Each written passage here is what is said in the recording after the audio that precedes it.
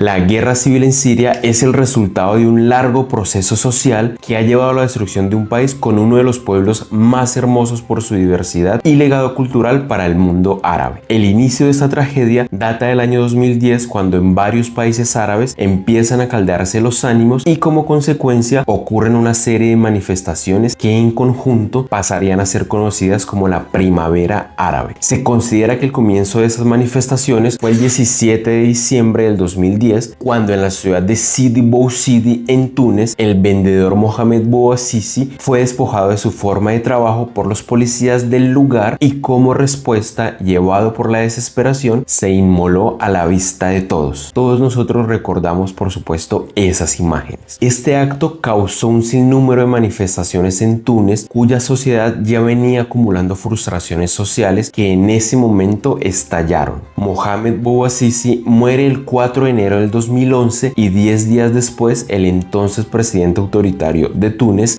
dimite. Lo que comenzó en Túnez rápidamente se expandió por todos los países árabes y un país tras otro se fueron convirtiendo en escenario de manifestaciones multitudinarias, a veces pacíficas, en su mayoría violentas, que llevaron a la caída de sus regímenes. En otros, como es el caso de Yemen, Libia y Siria, este proceso desataría guerras civiles que cambiarían por completo las realidades hasta entonces y que continúan hasta el día de hoy. Pero bueno, sobre la primavera árabe, que es un tema bastante complejo, hablaré en otro video. Así que con esta pequeña entrada en contexto, empezamos nuestra inmersión en la trágica historia de la guerra civil de Siria.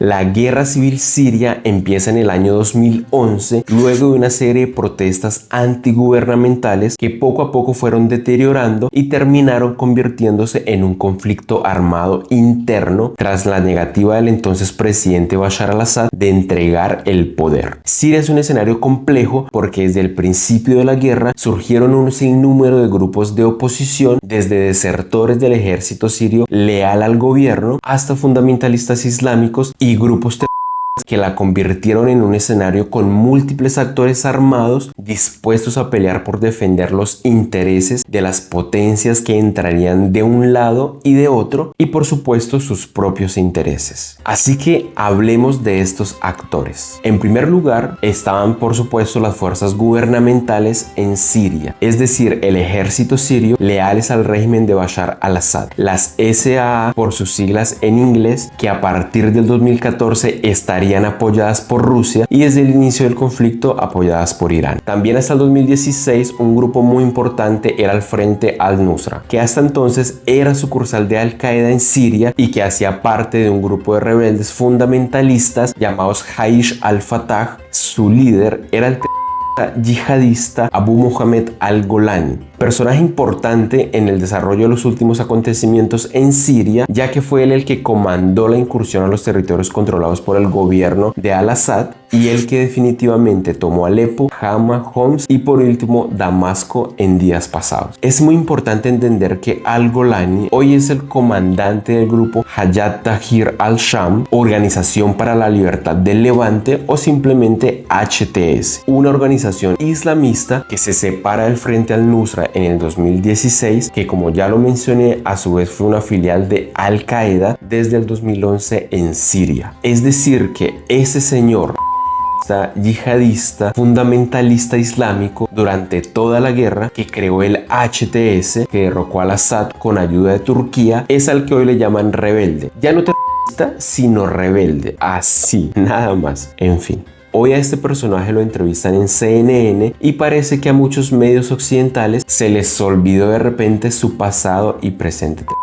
Hasta el Departamento de Estado de Estados Unidos, que incluyó al Golani en la lista de globales especialmente designados en mayo del 2013, pretende sacarlo de esa lista, pero al parecer eso tomará un tiempo. Claro que sí, mientras hace efecto la lavada de imagen que le están haciendo los medios occidentales. Así que si eres latinoamericano y de repente escuchas por ahí decir cosas como que Estados Unidos apoya la democracia y está en contra de dictadores y etcétera, etcétera, puedes preguntarle si al-Golani es también un demócrata digno de ser apoyado apoyado en Siria, y de paso recordarles que este insurgente rebelde no es más que un útil para los planes de las potencias occidentales e Israel en Siria. Pero volvamos. Las Fuerzas Democráticas Sirias o FDS, que es una alianza integrada por kurdos y árabes que hasta hoy cuenta con el apoyo de las fuerzas especiales estadounidenses. Los kurdos son un pueblo que habita la región de Asia Menor llamada Kurdistán, una región que hoy está repartida entre Turquía, Irak, Irán y Siria, y también un pequeño enclave en Armenia. El problema principal de este pueblo es que no tiene un estado propio. Esta es la lucha principal de los kurdos en todos los países a los que en la actualidad pertenecen. Ya en el futuro haré un video hablando sobre la historia de Kurdistán. Por ahora basta con decir que los kurdos en Siria son una fuerza importante hasta el día de hoy, ya que tienen la capacidad de compactar y coordinar procesos con los kurdos de Turquía, siendo así una gran amenaza para Erdogan y sus intenciones de expandir su influencia panturquista en el Medio Oriente.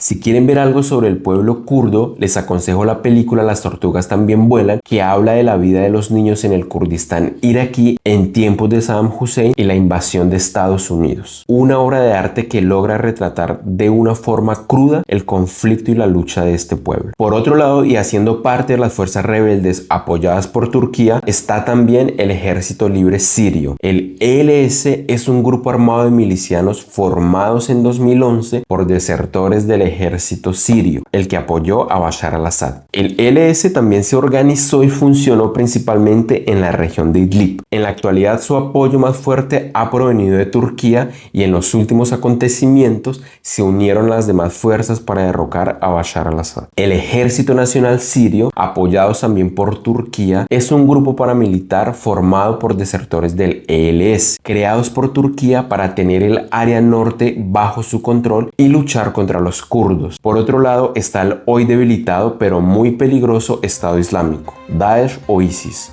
de naturaleza fundamentalista, yihadista y radical, creado por allá en el 2010 en Mosul, Irak, después de la creación del califato de al-Baghdadi. Su objetivo fue derrocar a todos los gobiernos existentes en Irak y Siria, implantar el fundamentalismo yihadista y, como ley de leyes, implantar la Sharia. En pocas palabras, un régimen radical bajo el poder de los del Estado Islámico. Este grupo fue disminuido, casi derrotado en el 2017, en su mayoría gracias a las acciones conjuntas de las fuerzas leales a al-Assad, las fuerzas rusas e iraníes por un lado, y por otro lado, en menor parte, gracias a la coalición occidental liderada por Estados Unidos. Pero con los últimos acontecimientos podría renacer gracias a que tenía y tiene miles de presos en las cárceles del territorio del hoy desaparecido gobierno sirio de al-Assad, y que a juzgar por muchos videos que podemos ver en la red podrían estar siendo liberados por las fuerzas islamistas que derrocaron a Bashar al-Assad. Y también tienen otros miles de presos en el territorio controlado por las fuerzas kurdas. Otro actor, por supuesto, son los Estados Unidos, que tienen objetivos claros en Siria, como llevarse el petróleo sirio y también atacar a Irán. Los Estados Unidos apoyaron directamente a las FDS, o sea, a los kurdos, en su guerra contra el Estado Islámico y contra el régimen de Bashar al-Assad. Oficialmente intervinieron en septiembre del 2014 para combatir al Estado Islámico, pero se puede deducir que el papel de los Estados Unidos va, por supuesto, más allá de la cuestión siria, ya que fue precisamente la invasión y ocupación de Irak en el 2003 la que activó los grupos extremistas en este país, como Al-Qaeda y otros, que posteriormente se expandirían por todo el Levante y el Medio Oriente. Por otro lado está Irán, que brindó apoyo militar, económico y logístico al gobierno de Bashar al-Assad, y que a la vez lucha por medio de sus fuerzas proxy como Hezbollah en Siria y en Líbano contra Israel. En Siria, Irán controlaba la ciudad de Alepo, hasta que los últimos días fueron expulsados por el HTL en cabeza del yihadista al-Golán. Irán siempre ha tenido como objetivo expandir su influencia en el Medio Oriente, y para eso apoya al grupo chiita Hezbollah y al movimiento de resistencia islámica Hamas, que a propósito es sunita. Para Irán es muy importante estar en Siria, ya que controlando ese territorio puede abastecer más fácilmente estos grupos situados en el Líbano y en Gaza, razón por la cual Irán siempre ayuda al gobierno de Bashar al-Assad porque sabe que es la forma menos difícil de unir a los pueblos chiitas del Medio Oriente, fortaleciendo así su posición estratégica en la región, posición que perdió después del derrocamiento de Bashar al-Assad. Por su parte, Turquía es otro actor muy importante en este conflicto. Apoyó a los grupos rebeldes a lo largo de los años por su lucha contra, por un lado, el gobierno de al-Assad y por otro lado contra los kurdos de Siria y Turquía. El apoyo más notable fue al Ejército Libre de Siria, por medio del cual prácticamente ha controlado el norte del país, y a partir de 2017, según lo acordado entre Rusia, Turquía e Irán en el memorándum de Astana, Turquía tendría que haber desarmado a esos grupos rebeldes, sobre todo a uno en especial, el que hoy, después de unos años, se reactiva para llegar a la toma del poder y el derrocamiento de Bashar al-Assad. Sí, nuevamente les hablo del grupo HTS, que desde Idlib se ha reforzado con la ayuda de Turquía para iniciar su operación hasta Damasco, que como ustedes saben solo duró 10 días. Por otro lado están las fuerzas rusas, que tras la solicitud del gobierno de al-Assad el 30 de septiembre del 2015 intervinieron en el conflicto, salvándolo prácticamente de su caída. Las tropas rusas en Siria jugaron un papel decisivo en la expulsión de los rebeldes y de Alepo en el 2016 y en la derrota del Estado Islámico en el 2017, teniendo como sus bases principales la base naval de Tartus y la base aérea en Hmeimim, en la orilla del mar Mediterráneo. Luego de que las fuerzas kurdas derrotaran al Estado Islámico en Raqqa, su bastión en Siria, y se eliminara la presencia yihadista casi por completo del territorio sirio, el ejército ruso continuó ayudando a las fuerzas de Bashar al-Assad a liberar Ghouta Oriental. Gracias al contrapeso que ejerció la ayuda de Rusia al gobierno de al-Assad, se llegó en el año 2020 a un alto al fuego y se congeló el conflicto, permitiéndole al gobierno de Bashar al-Assad controlar gran parte del país. Pero claro, fue tan solo un alto al fuego, no una terminación de la guerra. Nos queda por hablar de Israel, pero lo analizaré más adelante porque su papel en esta historia toma importancia justo hace unos días. Después del alto al fuego el 5 de marzo del 2020 y del compromiso de Erdogan para desarmar a los rebeldes de Idlib, compromiso que por supuesto no cumplió, se vivieron 4 años de relativa calma en Siria, tiempo que usaron los grupos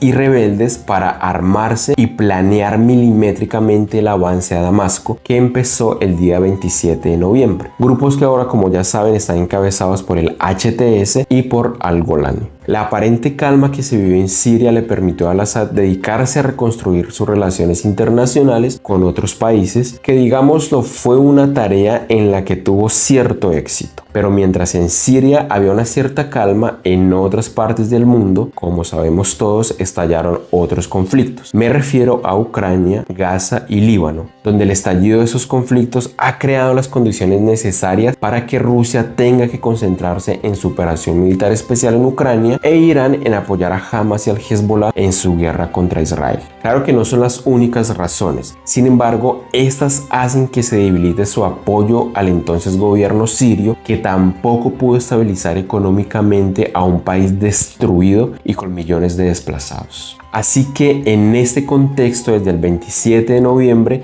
se reactiva el conflicto, el grupo HTS toma Damasco, derroca a Bashar al-Assad, justo después Israel ocupa los altos del Golán y ya casi llegan sus fuerzas a Damasco. Bombardea las bases militares que dejó el ejército de al-Assad, mientras que empieza a hablarse de la formación de un gobierno de transición en Siria. Esto indica que lejos de acabarse el conflicto con el derrocamiento de al-Assad, todo esto apenas comienza y muy probablemente veremos a las potencias que intervienen en el conflicto mover sus fichas para quedarse con lo que fuera Siria.